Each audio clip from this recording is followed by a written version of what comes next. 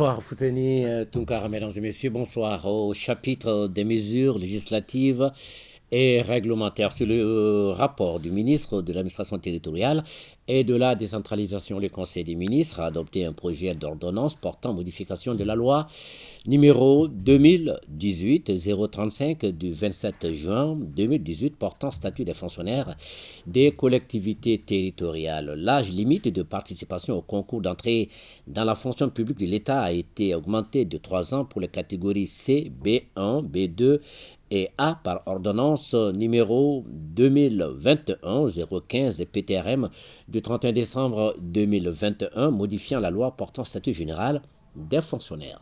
Le présent projet d'ordonnance est adopté pour harmoniser les conditions de participation au concours d'entrée dans les deux fonctions publiques en relevant à 35 ans l'âge limite de participation au concours d'entrée dans la fonction publique des collectivités territoriales pour la catégorie C, 38 ans pour les catégories B2 et B1 et 43 ans pour la catégorie A. Son adoption participe de la volonté du gouvernement de rétablir l'équité et de promouvoir l'accès à l'emploi en faveur de la jeunesse.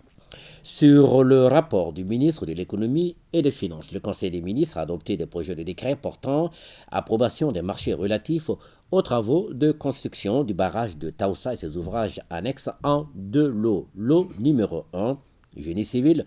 Lot numéro 2, fourniture et installation des équipements hydromécaniques. Les marchés sont conclus entre le gouvernement de la République du Mali et le groupement Osgoun Osdemir pour un montant total de 100 milliards 891 millions 239 030 francs CFA et un délai d'exécution de 48 mois. La réalisation de ces travaux, qui s'inscrit dans une vision globale du développement rural intégré, permettra entre autres de promouvoir les systèmes de production agro-pastorale et de sécuriser les cultures traditionnelles, d'arrêter le processus de désertification et d'assurer la production d'énergie hydroélectrique et la continuité du transport fluvial et routier. Au chapitre des communications, le ministre de la Justice et des Droits de l'Homme, garde des Sceaux, informé le Conseil des ministres de l'organisation d'un atelier national de validation des avant-projets de loi portant code pénal et code de procédure pénale. Depuis la rectification de la transition, le Mali s'est engagé dans un vaste processus de refondation de l'État. La justice constitue un des piliers principaux de cette refondation. Pour jouer pleinement ce rôle fondamental, elle a besoin de moyens matériels et humains, mais aussi d'instruments juridiques adaptés à nos réalités socio-économiques et conformes aux engagements pris par notre pays au plan communautaire, régional et international.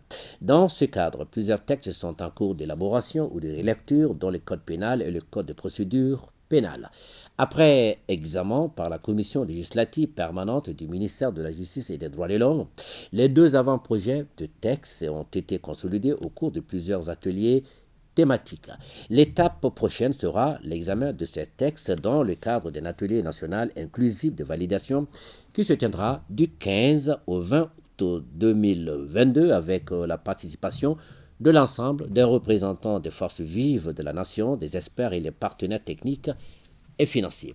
Les innovations apportées sont relatives, entre autres, à la prise en compte de la responsabilité pénale des personnes morales, des violences basées sur le genre, des pratiques de l'esclavage par ascendance, de la question des mineurs face au terrorisme, de la définition et de la répression de la haute trahison et du financement occulte des partis politiques, à l'introduction des techniques spéciales d'enquête du double degré de juridiction en matière criminelle, de la création de chambres criminelles permanentes au sein des tribunaux de grande instance. Ces projets de texte vont contribuer à garantir la bonne gouvernance, la stabilité, la paix et à restaurer la confiance des justiciables en la justice.